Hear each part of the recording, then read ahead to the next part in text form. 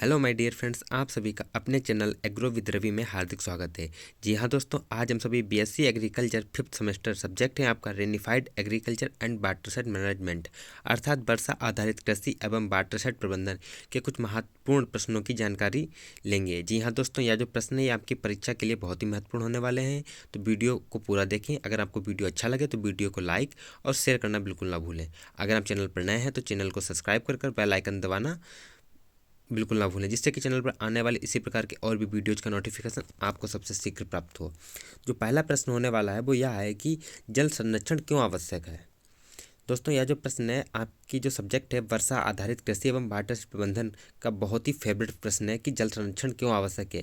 क्योंकि इस सब्जेक्ट में यही बताया गया है कि जल को कैसे संरक्षित किया जाए, इससे होने यानी कि वर्षा आधारित कृषि किस प्रकार की जाती है। इस तरीके के जो प्रश्न आते हैं उनमें जो मोस्ट इंपॉर्टेंट प्रश्न है वो यह है कि जल संरक्षण क्यों आवश्यक है। और दोस्तों, अगर आप वीडियो की PDF लेना चाहते हैं तो आप हमारे टेलीग्राम चैनल को ज्वाइन कर सकते हैं, जिसकी लिंक हम आपको नीचे डिस्क्रिप्शन बॉक्स में दे देंगे, जिसे आप ज्वाइन कर सकते हैं और PDF प्राप्त कर सकते हैं। तो जो प्रश्न है कि जल संरक्षण क्यों आवश्यक है, तो इसका जो सही उत्तर होने वाला है वो यह है। सबसे पहले जानेंगे आखिर जल संरक्षण आवश्यक क्यों है या जल संरक्षण कहते किसे हैं। जल संरक्षण कहते किसे हैं, पहले इसके बारे में थोड़ा जानते हैं। तो जल संरक्षण का अर्थ यह होता है कि पानी की बर्बादी तथा प्रदूषण को रोकने से है। पानी की बर्बादी किस प्रकार, जैसे कि मान लो कोई टंकी या टोंटी है, वो खुली है, पानी निरंतर बह रहा है, तो इसको पानी की बर्बादी अर्थात अनुपयोग यानी उपयोग के अतिरिक्त जो पानी का खर्च होता है उसको पानी बर्बादी कहते हैं। और प्रदूषण, जैसे कि पानी में पन्नी या गंदगी, इस तरीके की चीज़ों का मिश्रण ही प्रदूषण बन जाता है। तो जल संरक्षण का अर्थ यह है कि बर्बादी तथा प्रदूषण को रोकने से है। जल संरक्षण एक अनिवार्य आवश्यकता है, क्योंकि जल ही जीवन है। या तो कोई जगह पढ़ा है और यह सत्य भी है, अगर जल है तो जीवन है, जल नहीं है तो जीवन नहीं है। इसलिए जल संरक्षण बहुत ही इम्पोर्टेंट यानी कि अनिवार्य आवश्यकता है जल संरक्षण की। क्योंकि वर्षा जल हर समय उपलब्ध नहीं होता है, क्योंकि जब बारिश होगी तभी वर्षा का जल एकत्रित होगा, और हर समय वर्षा नहीं होती, इसलिए वर्षा जल होता है वो हर समय उपलब्ध नहीं रहता है। अतः पानी की कमी को पूरा करने के लिए पानी का संरक्षण आवश्यक है। इसीलिए जो पानी का संरक्षण किया जाता है वो इसलिए किया जाता है कि अगर कहीं पर पानी की आवश्यकता है तो या कमी है तो उसके लिए जल संरक्षण किया जाता है। एक अनुमान के अनुसार विश्व में 350 मिलियन क्यूबिक मील प्रति लीटर पानी उपस्थित है। इसमें 97% जो भाग है वो समुद्र से घिरा हुआ है। बाकी जो है वो जैसे कि 3 तरीके से बटा हुआ है। वो इस तरीके से, जैसे तरल जल है वो नंबर 1 पर आता है, समुद्र, नदियाँ, झरने, तालाब, कुएँ इत्यादि में है। उसके बाद ठोस जल, इसे बर्फ़ भी कह सकते हैं, वो पहाड़ों तथा ध्रुवों पर जमी हुई है। तीसरा जो है वो है वाष्प या बादलों में भाप, जो कि बारिश भी होती है। उसके बाद जो अगला प्रश्न है वो यह है कि जल की दूषित होने से बचाने के लिए कौन कौन से कारक अपनाए जाने चाहिए या कौन कौन से उपाय किए जाने चाहिए। जल को दूषित होने से बचाने के लिए कौन कौन से उपाय अपनाए जा सकते हैं। तो इसका जो सही उत्तर है वो इस प्रकार है कि जल को सुरक्षित करने के लिए बहुत से उपाय अपनाए जा सकते हैं, जिनमें से निम्न इस प्रकार से हैं कि सबसे पहले घर की छत पर वर्षा का जल एक पाइप के माध्यम से भंडारण टैंकर में एकत्रित किया जाता है। क्या है कि घर की छत पर वर्षा का जल एक पाइप के माध्यम से भंडारण टैंक में एकत्रित किया जाता है। एक और तरीका यह है कि इन पाइपों को ज़मीन के गड्ढे में ले जाना चाहिए, ताकि यह पानी भूमिगत जल का स्तर बनाए रखने के लिए सहायता कर सके। उसका जो दूसरा उपाय है वो यह है कि कूड़ा करकट, गंदे नाले, नालियाँ और सीवेज पाइप आबादी से दूर बड़े हौजों या गड्ढों में डाले जाएं, ना कि नदियों या तालाबों में। अगर नदियों में डाल दिया जाएगा तो जो गंदा पानी होता है वो नदियों को दूषित कर देता है। इसलिए जो कूड़ा करकट या गंदे नालियाँ हैं या सीवेज के जो पाइप हैं उनको आबादी से दूर बड़े बड़े हौजों या गड्ढों में डालना चाहिए, ना कि नदियों में। उसके बाद जो तीसरा उपाय है वो यह है कि ऐसे शौचालयों का उपयोग किया जाए कि जिसमें कम जल की आवश्यकता हो। क्या है कि ऐसे शौचालयों का उपयोग किया जाए जिसमें कम जल की आवश्यकता हो। चौथा इस प्रकार है कि वर्षा के पानी को एकत्रित किया जाए और उनका संग्रह स्थान शुद्ध रखा जाए, किसी भी प्रकार के प्रदूषण से उसे बचाया जाए। अर्थात जो वर्षा का पानी जहाँ पर एकत्रित किया जाए वह स्थान सुरक्षित और शुद्ध हो, ना कि वहाँ पे कोई गंदा स्थान हो, और उस स्थान की बार बार सफाई भी होनी रहनी चाहिए, अर्थात उस स्थान पर किसी भी प्रकार का प्रदूषण नहीं होना चाहिए। पाँचवा है कि कुओं, तालाबों और नदियों की सफाई भी की जानी चाहिए। यह नहीं है कि अगर कुएं हैं तो उनकी सफाई नहीं हो। कुएं, तालाब और नदियों की भी सफाई निरंतर होनी चाहिए, जिससे कि जो पानी है वो सुरक्षित रहेगा। अगला प्रश्न है कि सूखा पर संक्षेप टिप्पणी करिएगा। दोस्तों यह भी प्रश्न बहुत ही महत्वपूर्ण होने वाला है कि सूखा पर संक्षेप में टिप्पणी कीजिएगा। दोस्तों जो प्रश्न नंबर 4 है वो बहुत ही महत्वपूर्ण होने वाला है, उसकी आगे जानकारी लेंगे। तो सबसे पहले प्रश्न नंबर 3 की जानकारी लेते हैं कि सूखा पर संक्षेप में टिप्पणी करिए। तो सबसे पहले बात करते हैं सूखा की, कि आखिर सूखा है क्या। तो किसी भी क्षेत्र में होने वाली सामान्य वर्षा में 25% या उससे ज़्यादा की कमी होने पर उसे आमतौर पर सूखे की स्थिति कहा जाता है। तो सूखे की स्थिति को कब कहा जाता है? किसी भी क्षेत्र में होने वाली वर्षा की सामान्य स्थिति उससे 25% या उससे ज़्यादा की कमी होने पर आमतौर पर सूखे की स्थिति कह दी जाती है। गंभीर सूखे की स्थिति ज़्यादा देर से अति आती है। जो गंभीर सूखे की स्थिति होती है वो ज़्यादा देर से आती है। गंभीर सूखे की स्थिति को हम तब कह सकते हैं जब वर्षा में 50% से अधिक कमी हो या 2 वर्षों तक निरंतर सूखे की स्थिति बनी रही हो।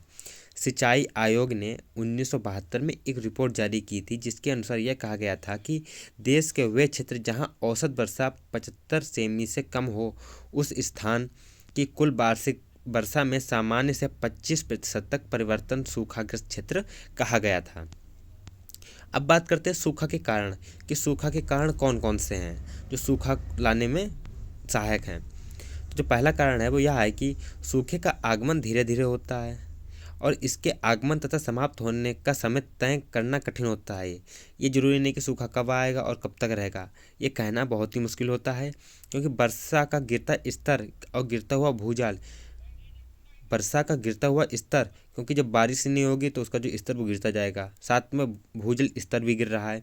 सूखे कुएं, सूखी नदियां और जलाशय तथा अपर्याप्त कृषि उपज सूखे के आगमन की चेतावनी देते हैं, यद्यपि सूखा एक प्राकृतिक आपदा है। अब बात करते हैं कि सूखा हेतु जो मुख्य उत्तरदायी कारक हैं वो कौन कौन से हैं। सूखे के जो स्थिति लाने में जो सहायक कारक हैं वो कौन कौन से, तो उनकी जानकारी लेते हैं।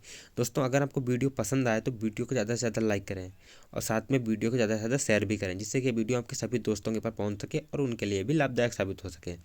जो पहला कारक है वो है भूमि प्रबंधन की उपेक्षा। दूसरा है कि सिंचाई की पारंपरिक स्रोतों जैसे तालाब, कुओं और टैंकों की उपेक्षा। तीसरा है सामुदायिक वनों का विनाश। चौथा है कि वन विनाश से प्रकृति जल धाराओं का सूखना, वर्षा कम होने से भूमिगत जल स्तर का नीचे जाना और नदियों का जल स्तर भी गिरना। पांचवा है कि पशुओं के लिए चारा संकट। और छठा है कि अनिश्चित क्षेत्रों में अर्थव्यवस्था का अस्त व्यस्त हो जाना। सातवां है कि फसल चक्र में तीव्र परिवर्तन। सूखे के कारण फसल चक्र में भी तीव्र परिवर्तन हो रहा है। उसके बाद बात करते हैं सूखा के प्रभाव, कि अब सूखे के जो प्रभाव हैं वो किस प्रकार से पड़ते हैं, ये दिखाई देते हैं। तो प्रारंभ में सूखे का प्रभाव आधारित फसलों पर तथा बाद में सिंचित फसलों पर पड़ता है। सबसे पहले जो प्रभाव पड़ता है वो आधारित फसलें, उसके बाद सिंचित फसलों में पड़ता है। जिन क्षेत्रों में वर्षा को छोड़कर वैकल्पिक जल स्रोत कम है, जहां कृषि को छोड़कर अन्य आजीविकाएं कम से कम विकसित हों, वहां सूखे की दृष्टि से सर्वाधिक असुरक्षित सूखा होता है।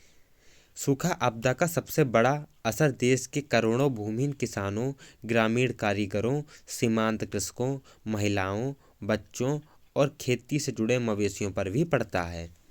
उसके बाद बात करते हैं सूखे के बचाव, यानी कि सूखे से किस प्रकार बचा जा सकता है, उसके उपाय। तो पहला उपाय है वो यह है कि जल का बहुत बड़ा हिस्सा सिंचाई के काम आता है। सिंचाई तंत्र में जल का उचित प्रबंधन करके जल में की गई बचत सूखे में राहत दे सकती है। पहला उपाय क्या है? तो जल का जो बहुत बड़ा हिस्सा है वो सिंचाई के काम आता है, वो हम सभी जानते हैं। सिंचाई तंत्र जल का उचित प्रबंधन करके जल की गई बचत को सूखे में राहत दे सकती है। उसके बाद जो दूसरा उपाय है वो यह है कि नहरों द्वारा अधिक सिंचाई से बचना चाहिए, ताकि जल स्तर के नीचे होने और मिट्टी के लवण व क्षार बढ़ने की समस्या पैदा ना हो। उसके बाद तीसरा है कि शुष्क एवं अर्ध शुष्क प्रदेशों में शुष्क कृषि प्रणाली अर्थात ड्राई लैंड फार्मिंग सिस्टम तथा बौछारी सिंचाई स्प्रिंकलर इरिगेशन, टपकन सिंचाई ड्रिपर ट्रिकलर इरिगेशन की व्यवस्था सूखे का कारगर मुकाबला कर सकते हैं। अर्थात इस पद्धति से अगर खेत की सिंचाई की जाए जिसमें कि जो उपज होती है वो अधिक होती है और जो जल का खर्च होता है वो कम होता है। उसके बाद बात करते हैं चौथा उपाय। तो चौथा उपाय है वो यह है कि पौधारोपण द्वारा अर्थात सूखारोधी फसलों की किस्म पौधारोपण द्वारा सूखारोधी फसलों की किस्म की कृषि करके सूखे के प्रभावों को सीमित किया जा सकता है। पांचवा यह है कि प्रत्येक दिन आपके द्वारा उपयोग किए जाने वाले पानी की मात्रा पर अधिक ध्यान रखना चाहिए। जी हाँ दोस्तों, हम सभी लोग जो पानी क्षय करते हैं अधिक से अधिक वो नहीं करना चाहिए, क्योंकि आप जो प्रत्येक दिन पानी का उपयोग करते हैं वो उपयोग से ज़्यादा भी कर लेते हैं और उपयोग के बराबर तो करते ही हैं सभी लोग, लेकिन उपयोग से ज़्यादा नहीं करना चाहिए, क्योंकि यह आगे चलकर हम सभी के लिए आगे चलकर संकट का कारण बनेगा। इसलिए जो पानी का उपयोग है वो सीमित करना चाहिए, ना कि असीमित। अब बात करते हैं प्रश्न नंबर 4 की, जो कि दोस्तों यह प्रश्न बहुत ही महत्वपूर्ण है कि मौसम विभाग ने सूखा को कितने वर्गों में विभाजित किया है। मौसम विभाग ने सूखा को कितने वर्गों में विभाजित किया है। तो इसका जो सही उत्तर है वो यह है कि मौसम विभाग ने सूखा को 3 वर्गों में विभाजित किया है। जो वर्ग वो इस प्रकार है। पहला वर्ग है सामान्य सूखा। जब सामान्य वर्षा से यथार्थ वर्षा का विचलन 11 से 25% के मध्य हो उसे सामान्य सूखा कहते हैं। मध्यम सूखा उसे कहते हैं जब सामान्य वर्षा से यथार्थ वर्षा का विचलन 26 से 50% के मध्य हो। उसके बाद आता है प्रचंड सूखा। पहला क्या था? सामान्य सूखा, फिर था मध्य सूखा, अब आता है प्रचंड सूखा। जब सामान्य वर्षा से यथार्थ वर्षा का विचलन 50% या उससे अधिक हो उसको प्रचंड सूखा कहा जाता है। तो मौसम विज्ञान ने सूखा को कितने भागों में विभाजित किया है? तो मौसम विज्ञान ने सूखा को 3 भागों में विभाजित किया है। पहला भाग है सामान्य सूखा, दूसरा है मध्यम सूखा और तीसरा है प्रचंड सूखा। अब बात करते हैं प्रश्न नंबर 5 की कि प्रश्न नंबर 5 क्या है। जी हाँ दोस्तों, यह भी प्रश्न बहुत ही महत्वपूर्ण है कि मौसमी सूखा क्या है या मौसमी सूखा किसे कहते हैं। तो मौसमी सूखा क्या है? तो भारतीय मौसम विभाग के अनुसार मौसमी सूखा वह दशा है जब किसी क्षेत्र की सामान्य वर्षा से वास्तविक वर्षा 75% कम हो। यह सूखा वर्ष की मात्रा के अलावा वर्ष की प्रभाविता पर भी करता है। अर्थात जब 75% से कम वर्षा हो, अर्थात जब किसी क्षेत्र की सामान्य वर्षा से वास्तविक वर्षा 75% से कम हो, वह सूखा वर्षा की मात्रा के अलावा वर्षा की प्रभाविता पर भी करता है। भारत में 118 सेमी औसत वार्षिक वर्षा होती है। विश्व के दूसरों देशों की तुलना में यह मात्रा काफ़ी अधिक है, लेकिन मानसून की अनिश्चितता, जेट स्ट्रीम और एल नीनो के कारण भारत के कई भाग सूखे से ग्रसित हो जाते हैं। दोस्तों, अगर आपको वीडियो पसंद आया हो तो वीडियो को ज़्यादा से ज़्यादा लाइक और शेयर करना बिल्कुल ना भूलें। वीडियो देखने के लिए आपका बहुत बहुत धन्यवाद। मिलते हैं अगले वीडियो में नए प्रश्नों के साथ। तब तक जय हिंद, जय भारत।